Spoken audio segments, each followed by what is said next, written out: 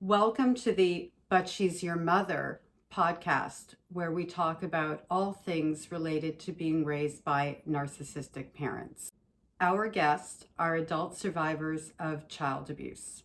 Please note that this podcast is intended for mature audiences and may feature topics such as emotional, physical, and sexual abuse, domestic violence, self-harm, suicide, murder, and eating disorders.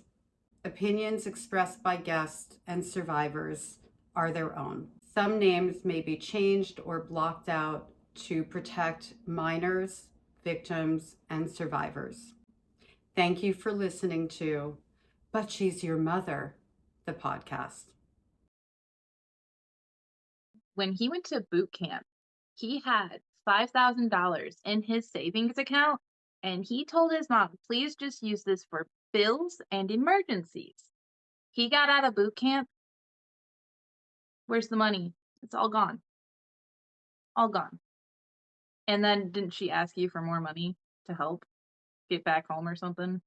No, because the money was actually spent for a week where I was at boot camp. Wait a And, minute. She spent $5,000 in a week? Is that what I no, just no. She spent it over the 3 months or 52 training days. And then she spent it over those months, and then she spent a week with that money. I asked her, well, how much is in the account? She said, well, we spent the last of it this week for this vacation and to pick me up. Because my sister and her boyfriend, a totally different boyfriend from what we discussed, they spent a week down there in South Carolina before they picked me up. I need to recap this for a minute because somebody out there is going to go, wait, what? You go to boot camp for 52 days. You leave $5,000 in your account, your earned money, and you give her access in case there's an emergency or something that she needs. She spends almost all of it. And then in your final week at boot camp, she spends the rest on a family vacation. Yes, to pick me up because they showed up. Like I said, how much could picking you up cost? Right. Yeah, and he didn't even.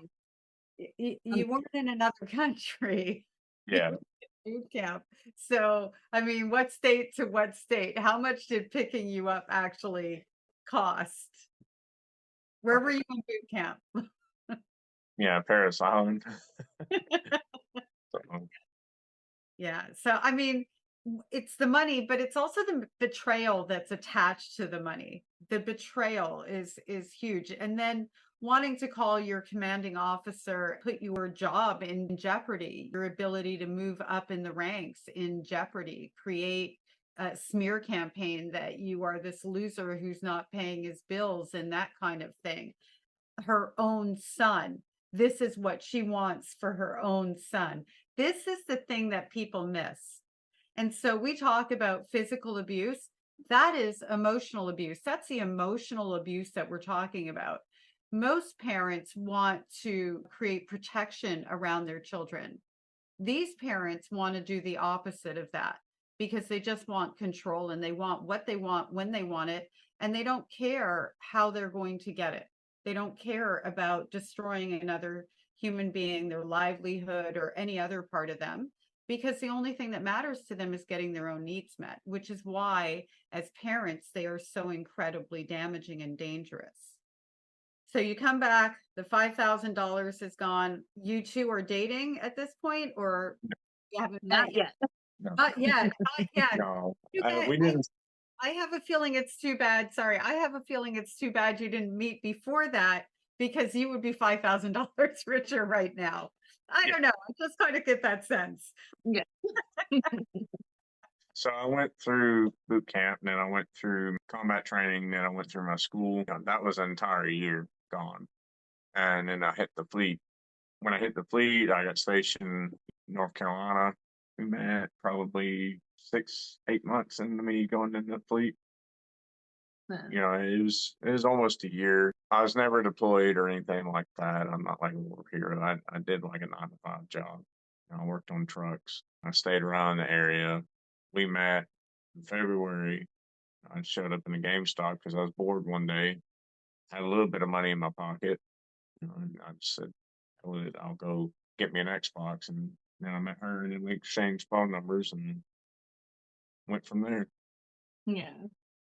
So when you were talking to your mom about Samantha and you were telling her about Samantha, how did it come up that you shared some of the things that Samantha had gone through, and what was your intention in sharing that stuff with your mom? I'm asking for the listeners. I have a feeling I know what your intention was, which is all very normal in a normal, healthy relationship. But go ahead and share with the listeners and the viewers, what was your thought process behind sharing Samantha's information and all of that that went into it? It was all fun and good. I didn't have any bad intentions on sharing information. At the time, I felt like I was doing right. I wanted to let my mom know what she was going through because to me, it felt similar to what my mom went through. My mom has been in a mental facility. She went for like over 24 or 48 hours in a mental health facility because she needs some time. She voluntarily went in and got help. That's not bad. No one should feel like that's bad. I guess she said, this is her words. She wanted more from me. She wanted someone that doesn't have kids for me to take care of and whatnot. She felt like that was too much of a burden on me. I didn't care. I didn't care what she had to say. Me and her both knew we liked each other. We didn't actually say the actual L word yet. Me telling my mom, like, I really like her, and I don't care that she's got kids. I don't mind kids. I'm in my mid-20s, mom. Like, come on now. You're like, I'm fine. I'm not some dumb 18-year-old that straight out of boot camp. I had a life before this. You'd hear it in the military. Don't be getting married after dating some girl 5 months. Don't do that. I just didn't care. I was adult enough to know what I was doing. I still got frowned upon over it, especially from my mom. But at the time, explaining to her what her life was, I just felt like they could connect together. I felt like that it would be the best relationship between my mom and a girlfriend at the time. Because prior to that, she just always took control of it and pushed whoever I was dating out. It turned on me. That time she called me and we were just laying there on the bed. My mom called me asking about plans and whatnot, and I said, "Well, I can bring Sam for Easter." And my mom said, "No, don't bring her. She could hear it. We're sitting like this to each other." And I said, "What do you mean?" She said, "Don't bring her." I said, "I don't want her here right now. Right now is not a good time." It's like, "All right, it's your house. I'm not going to say I'm going to bring her." We just hung up. I looked at Sam and I felt so bad. At that time, I didn't know what to do. I knew it was going to get worse before it got better. I mean, even now, if I try to make contact with her, it just ends up being bad. She'll leave me voicemails on my phone telling me, call me or something like that. She'll give me the date. I don't want to deal with that right now. And I don't want to start up what was happening back then because my mom believes that not that she can do no wrong, but she believes that she's right most of the time to a degree to where it's very unhealthy. I would say calling your ex-husband or ex-husband to be is pretty next level. So what happened there? My ex told her a bunch of things that were either over exaggerated or not true. To this day, I even made a joke to him when he dropped off the twins. I said, "I'm going to mention you on the podcast." And he was just all like, "Yeah, understandable." He said some things that he regrets, and to this day, he still regrets and apologizes for. He said that it wasn't him wanting well for me, and he just wanted to see me as miserable as possible. So he thought that, you know, saying some things that weren't true or over exaggerated would help him. According to his mom, she recorded the whole conversation, but I've never heard it yet. And what information did she, if any, and you don't have to tell the information if you're not comfortable, how did she utilize that information, if at all? Leverage, trying to pry me. She didn't like Samantha, obviously. She still doesn't. But Whom she's never met? Yeah. Mhm. I don't know if it was like karma or whatnot, but like me dealing with my dad, She did the same thing. Like, even my dad called out me and my sister way back when, like, oh, you guys are just little spies, for your mom and whatnot. And she would use anything and everything to pry leverage. And even when we had her sons going into grandparent rights later on in a relationship, she would try to push so hard for grandparent rights until one day, mind you, I'm getting out of the military, so my stress level is super high. And to have my mom poke and prod at me for grandparent rights, I just ignored it. I couldn't deal with it at the time. So she wanted grandparent rights Yes. for children that you had together from a mother she refuses to meet or connect to or show any common decency or respect for. She wants to clarify this, Samantha. She's never met you. She has done everything she can to destroy your relationship, and she wants to have a relationship with the children that the two of you have brought into the world. Yes. I got that right? Yes. Okay. And you have a restraining order. I did. I got it while I was pregnant with our first. She made some threats towards my life, saying that if I ever go into their hometown, she is not responsible for her actions and that mama's more than willing to go to prison. I was just like, While what did you I do? while you were pregnant, she was making threats. Yes. Yeah. And she threatened to come to our home because begrudgingly, um, he was excited and he was low contact with her when we bought our home. And she kept threatening to come to our house. I said enough is enough because it was starting to affect my pregnancy. Each time I've been pregnant, I almost gotten to the point where I had to be hospitalized during the times that she just kept pushing and pushing and pushing because my stress, my blood pressure was just gone. It was sayonara. It was gone. She truly believes that she did nothing wrong during those time periods. She doesn't care that what she did to me was affecting my babies because it was about her becoming a grandma, him becoming a dad. I've already been a mom, so who cares about me? I will bring up this one text message between him and his mom. When he was gone for 3 months for training, she was trying to talk him into not marrying me, but leading me on throughout the entire pregnancy. And then once our son was born, she was going to come down here and help him raise our baby. It sounds like one of those really soapy Hallmark Lifetime movies. My friends actually said, you could probably sell the rights of your life to like Lifetime. I mean, it really does. Did you notice that while you were pregnant, she behaved more erratically or less or no difference at all? Way more, way So more. I can recall before she was even pregnant, she's like, why are you even dating her? Is she pregnant? I said, no, because at the time we weren't. Later on, I found out that, we're pregnant. Mind you, the night prior, this is when a hurricane had went through. Our house or our apartment was vandalized. It wasn't by my mom. It's a whole nother story.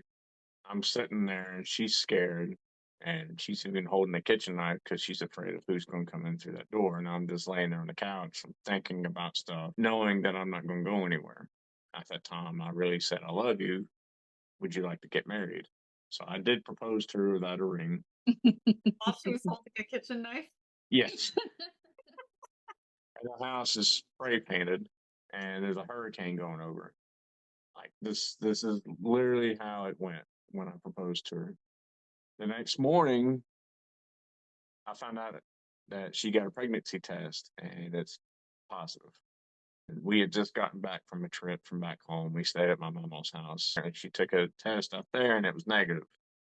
But when we got back, it was positive. So that tells you the time frame, it was very close to the beginning of it. And then I just didn't care. I loved her and I knew I wasn't going to go anywhere. Even like her mom was saying, you don't need to be in this, there's a lot going on. And she didn't understand. Like, she didn't know really who I was. She came to like me Yes. because, I stood my ground and I was going to stay. I kind of feel like between her and her ex-husband, I'm not going to put myself on that pedestal, but if it wasn't for me, they wouldn't be friends like they are right Not at all. now. And that's already been mentioned by them. I saw the girls like in the same situation I felt like I was in. But I know she wouldn't be manipulative, and I know that their dad wasn't going to be manipulative. Just being in a divorce situation, courts were about to be involved. I said, no, you don't need courts involved. You guys are grown adults. You can deal with it. I said, you brought two little girls in this world. You can deal with it. That's what I feel like every parent should be like instead of just getting the courts involved and getting lawyers involved, because that's when it gets real nasty. I've been in the back room with the judge and the two lawyers, them asking me, do you love your dad when I'm 5 years old? I don't understand what's going on. Like, that's my dad. I love him. Yes, of course I love him. I saw that and I knew I had to step in. I felt like It sounds like the two of you bring really good healing energy in these different ways and protective energy to one another. You really balance each other out in these different relationships and navigating them or not navigating them as needed to be. And that's such a beautiful thing and such a valuable thing. And I have so much respect and admiration for the two of you and how you have worked through this. Tell me some of the things that your mother-in-law, I'm going to go to Samantha for a minute, that she did. Like, what are some of the standout moments that you're just going, there is no way this is ever going to be okay? When she called my twins mistakes, that was my big, like, excuse me. She threatened to post my information in parent Marine groups for our area, saying, watch out for her. She's looking for specifically Marines and she'll get your sons and you better watch your sons. I do believe to this day that she did post my information because she said she did. And I'm not going to take her for a liar on that aspect because she is a vindictive person. Another would be she flipped her absolute lid when my husband said, hey, Mom, I know you're not going to like this. Sam and I are engaged. And then a week later, Sam and I are pregnant. She acted like it was the end of the world. And her trying to talk my husband into leading me on throughout an entire pregnancy just to come and take our baby. When I was in labor with our first son, she was so mean and so ruthless to my husband. At one point, I said, the phone needs to go. It needs to go. Because he was in the bathroom crying from what she was saying to him. A mom should never say the things that she said to him. It was sickening. While you were in the hospital in labor, she was calling or texting you, and what was the communication? we made a pact not to post any pictures of her son.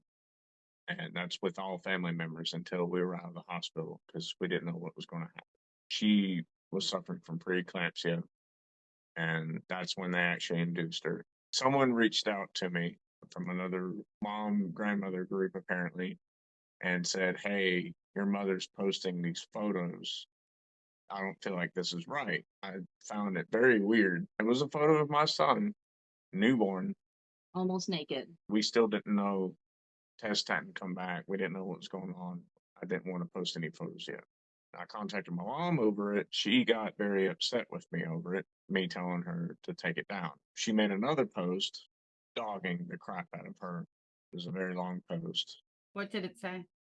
It was basically like stating she was taking our son away from her. It was one of the worst things that I had seen because she was making threats, and I did have the protective order against her during this time frame. To clarify, the text your mother sent to you while your baby was just born, she posted a picture that she wasn't allowed to post, that nobody was supposed to be posting pictures.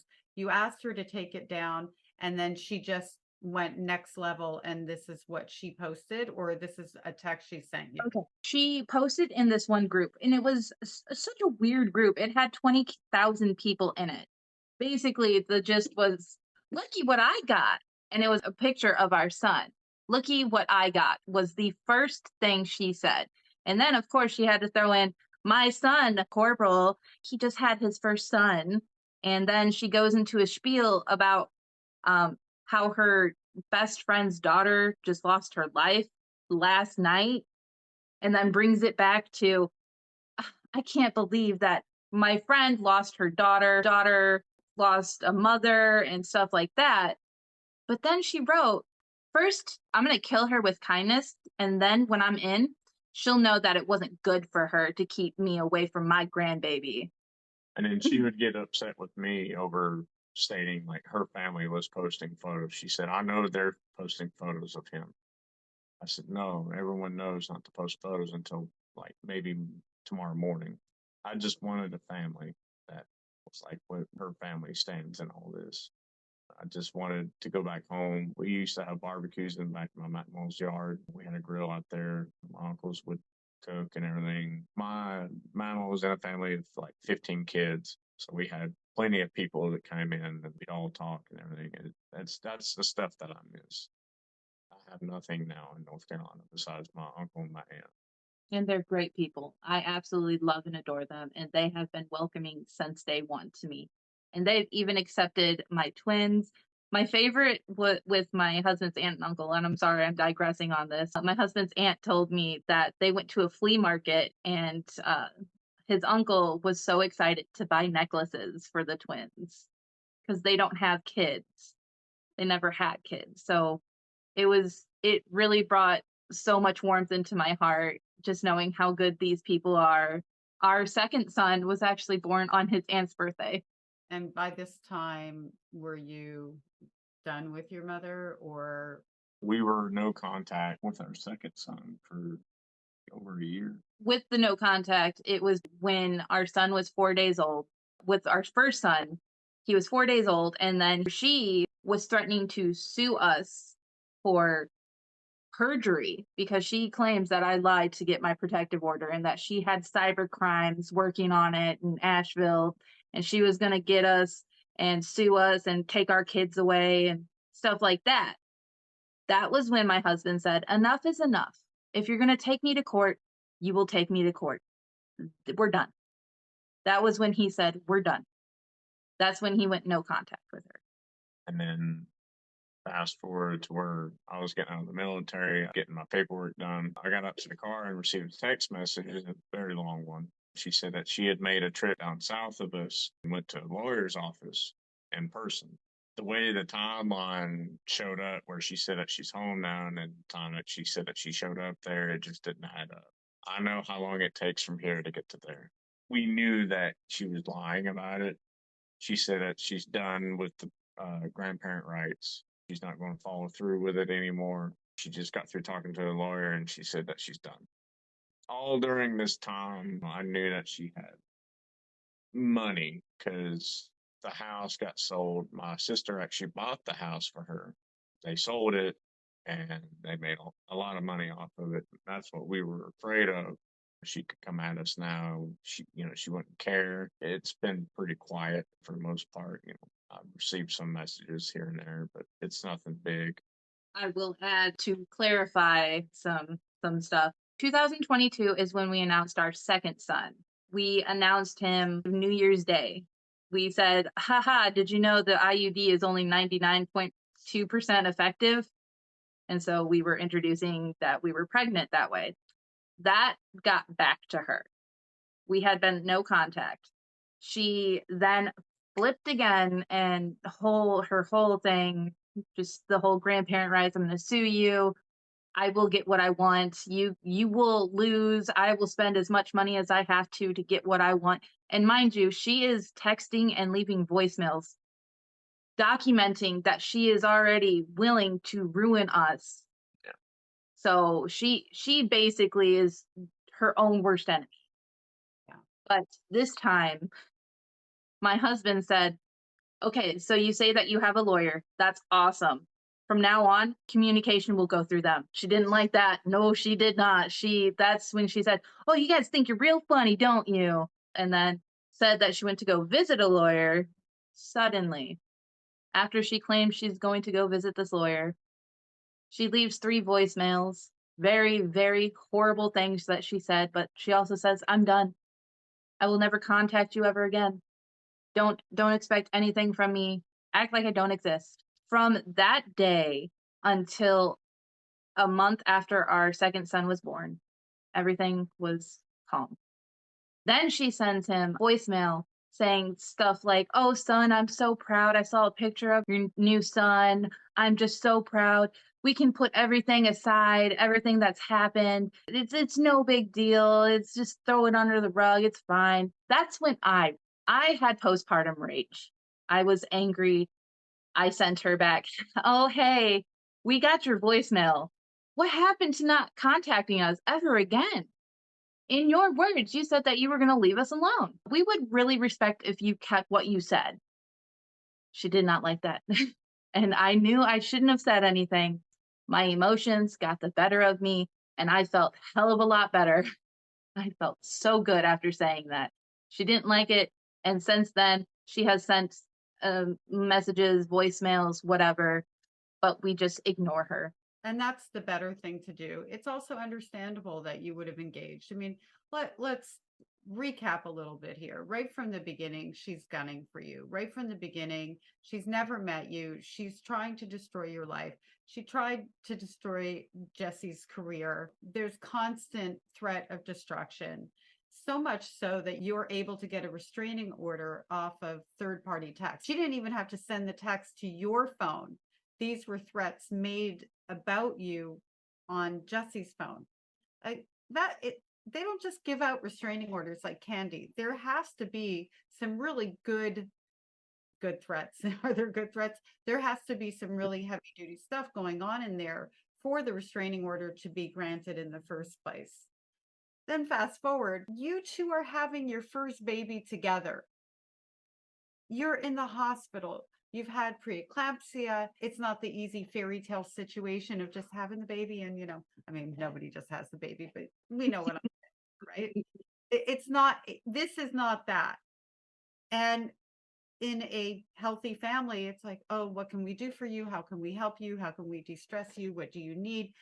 Things like that. It's the most joyous time. And she was doing everything that she could to do the opposite of that for you, to the point of your child's 4 days old and she's threatening grandparents' rights.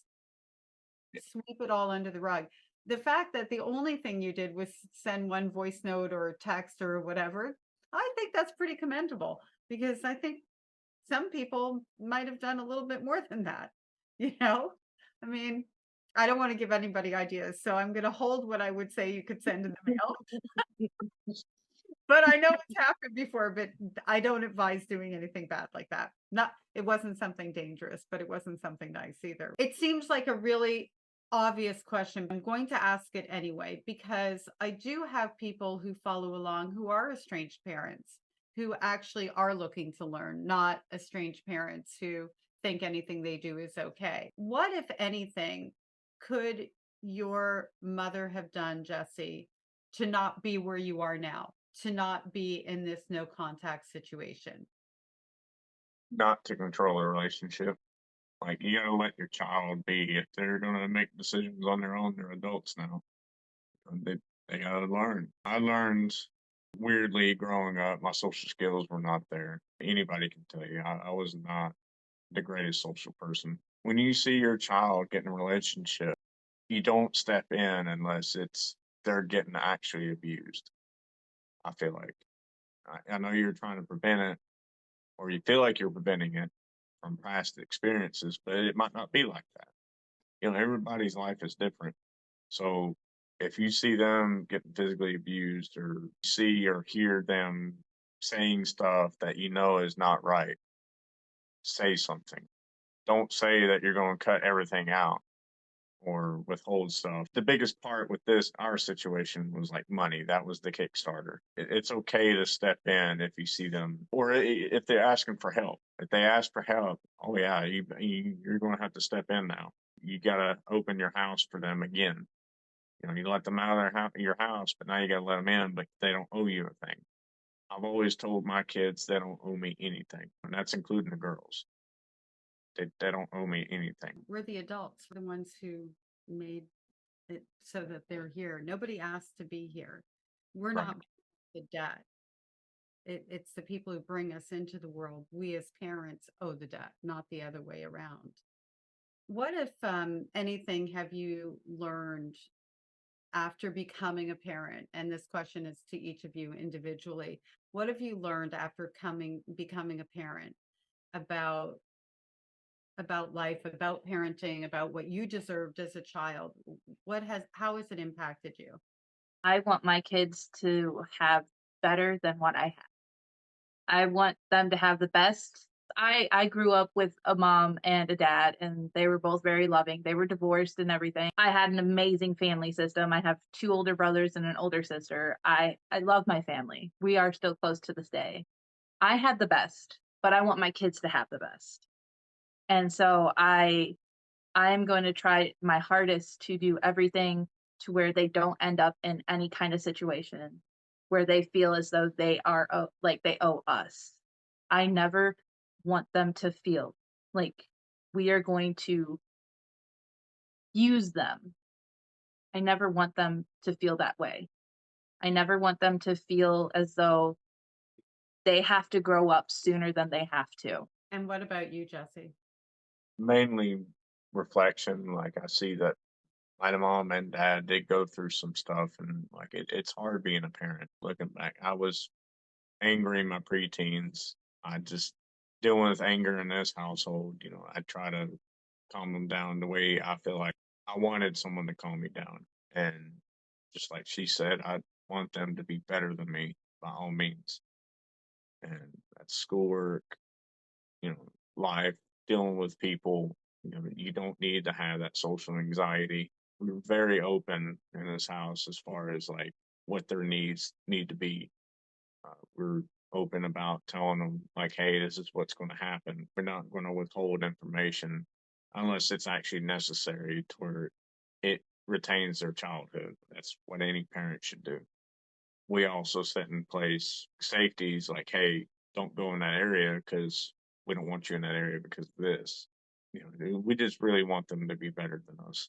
Do you ever look at your sons in particular? Because usually with the same sex children, we see ourselves in them, and we see maybe like for me with my daughters, I saw it in my son too, but daughters, I'm a girl, so my daughters, I saw what I must have been like as a little child, and how mistreated I really was, and how undeserving of that treatment. When you look at your sons, do you have some of those feelings that come along, and how does that work with you? Yes, I always tell them like I'm not going to go anywhere. Yeah. I, my dad would be gone for like 6 months and then come back. At the time, I don't remember that, but my mom always talked about it. And some other family members talked about it, how my dad was. Like I said, when that time frame before we were born, me and my sister, he left to go to Texas and then came back and he was on something. I do have a second sister that I found out whenever I was 18. He got someone pregnant and when she was like 17, 16, and then the family ran him off. It was kind of crazy though, because she lived 2 minutes down from my house. There was a lot of bones in the closet that came out whenever I was old enough to understand. And going back to your question about how we feel as parents or what we should do with, our kids, try not to have as many bones in the closet for them to find. They don't need to have that. They don't deserve that. Especially like boys that are upholding the name, they don't need that to carry on throughout their lives. I see how close the two of you are. I wonder, while your mother was taking that pickaxe, how your relationship was impacted by that when it was, for example, at the height of her hellishness. Can you tell me a little bit about what was going on in your relationship during that time, and how you've made it through to come out so close? Stressful. Very It, I can it was I'm reading you can so, see Samantha because she's right there, and I'm reading the yeah. little face. So wait, Samantha, tell us. I like to pick on him about this whole situation too. Every year I bring it up. He broke up with me for 24 hours because he just got to the point where his mom was pickering at him and he was just like, "I'm done. I'm done." And then 24 hours later he was just like, maybe I did a little too fast. I rushed that." We did work it out. The stress and everything. It was awful. He was the one who told me to go get a protective order against his mom because she was not going to stop. She was not going to stop until she got what she wanted. That was with the first pregnancy. And then with the second pregnancy, we were going through marriage counseling, not because we were having like issues. Marriage counseling is just so refreshing to have, to do. Seeing a therapist it's so stigmatized. It's honestly one of the best things that we did. I always encourage married couples that are having in-law issues to speak to a third party like a therapist. What do you have to add to that, Jesse? Going back to what she said for that 24 hours, I did push a lot of people away because I didn't want them to deal with what I was dealing with my mom. At the time, I felt like it was right. She didn't deserve that. So I felt like, well, maybe, let's just not push you away. You just don't need to be in here right now. Yeah. Like, you don't need to deal with this. Let me deal with it. Growing up, I do feel like I taught that strategy in the wrong way, and I've used it, and abused it. For other people that's out there that use that, you need to realize what you're doing. You're cutting your life out for someone else that's, like you say, mentally abusing, just to keep the peace. When's it going to end? It's never going to. So you're keeping the abusive person and you're protecting and removing the people who actually want to show up for you and give you love and care. And that's literally what the abuser wants, because they want to be able to control you and isolate you. And they know your mother put all these little wounds in there. She knows what buttons to push more than anybody else in the whole wide world knows where those buttons are, is the person who put them there. So of course she's going to know how to use how she conditioned you to manipulate you to get you to do what she wants you to do. What she didn't bank on is you also built resilience through that, sticking to getting a degree and it having to take you 4 years because you had to work longer and harder because you couldn't afford to do that with her sabotaging you and messing around with your money. Because if she hadn't been doing that, you would have been on track in the same time frame as other people. You had to become more resilient. She inadvertently gave you tools that you chose to use in a better way than what she intended. I don't want to say that that made you a stronger person, because it didn't. You chose to become stronger. She just didn't bank on that. And it's really amazing and remarkable that you realize that you were maintaining somebody who was dysfunctional to keep the peace over a relationship that you really wanted and loved and value and realize is much healthier and better for you. And you figured it out, and it only took you 24 hours. Like when Samantha says that 24 hours, say, listen, it only took me 24 hours. That's your answer from here on out. Sorry, Yeah. Samantha. Are you, and I'm thinking no, but I'm going to ask anyway, because people always worry about not giving their children all of the grandparents, because it sounds like, Samantha, obviously, well, your father, I'm so sorry, has passed. You have your sisters, your mom, you have other family members. Jesse, how did it feel to you to know that you couldn't give your children your parents as grandparents? Is that something that bothers you, Well, or it did that night we're at the hospital and Raylan was born. That was the main reason why I was crying, because I even spoke out and yelled like I just wanted a family. Later on, we realized that my aunt and uncle, we granted them grandparents. You know, they were there for us. He's always been there for me. I was always there for him. Some winters, like he got injured one winter, I helped him out and split wood because that's the only heat source that they had. We were just always there for each other. We don't talk as much. I just grew up around them. We just made them grandparents. When I was pregnant with our first, I didn't know her that well. I met her after I had my first son and we introduced everything. My second son, she was the one that was messaging me every week, checking in on me, checking in on the twins, checking in on my other son, making sure everything was going okay. I knew from like the minute that we went to go visit, I knew, I wanted her to be the grandparents, her and your uncle. They are so loving. And I truly believe that my mother-in-law hates that. Oh, I would bank on that. They've been there for us. They continue to be there for us. I'm grateful. I'm really glad to hear that. And not that doesn't happen often in these types of family systems.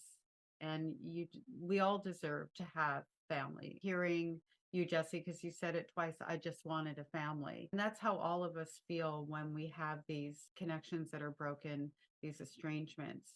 Nobody wants to be in this situation. You're not a little child growing up going, oh, one day I hope I can be no contact with my family and have nobody to call and get parenting advice and all these different things, or tell them about a good grade and all of that. So it's so nice that you do have that extended family to be able to take up that gap. For those people who are out there that don't have that, we create communities of other people like chosen family.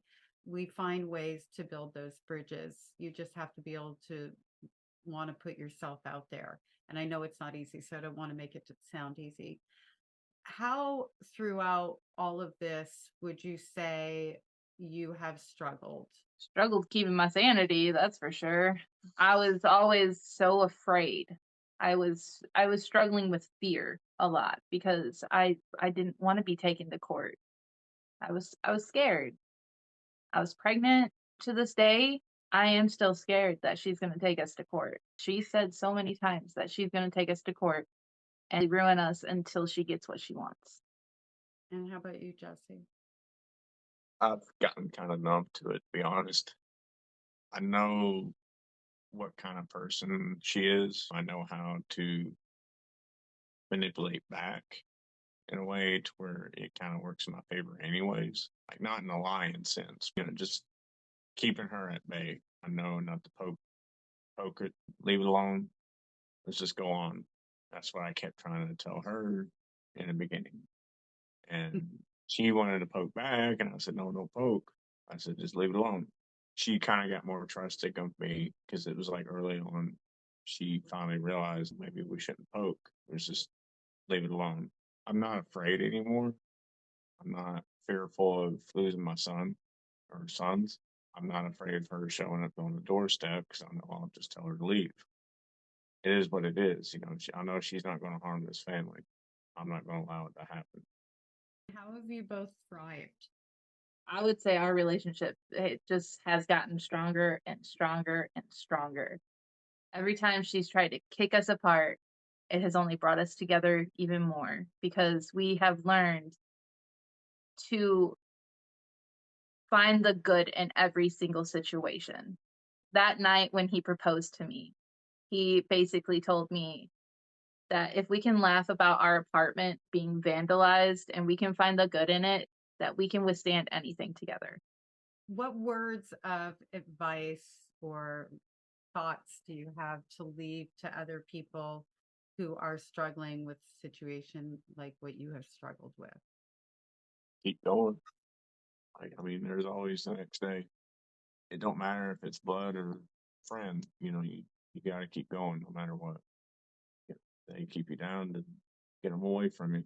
And I know going no contact was the last thing he wanted to do. You can only keep getting pushed around for so long. You need to stand up for yourself. I know a lot of daughter-in-laws who their husbands will not stand up for them and they just get pushed to the sideline and they tell their wives to take the abuse.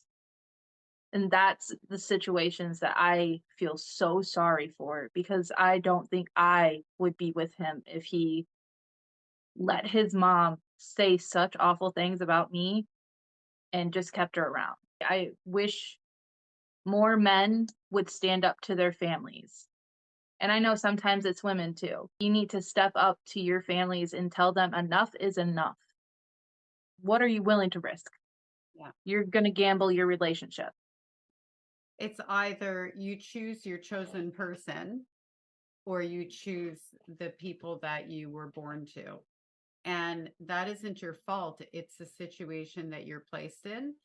You can't have your foot on either side of the fence at the same time, though. It's impossible. You will lose one relationship or the other, and you have to figure out which one is more valuable to you. If you're not going to stand by your partner, your significant other, that isn't going to stay put. People out there should realize that, nor should it, because no person should have to deal with anybody who is being toxic to them, who's being abusive to them.